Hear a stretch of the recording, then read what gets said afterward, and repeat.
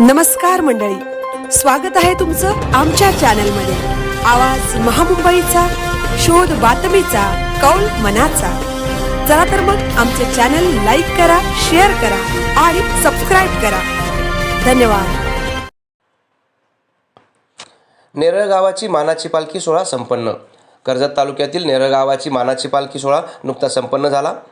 चालू 2026 वर्षी प्रतिवर्षीप्रमाणे मानाची पालखीमध्ये हजारोंच्या संख्येने युवक तसेच आबालवृद्ध महिला देखील सहभागी झाल्या।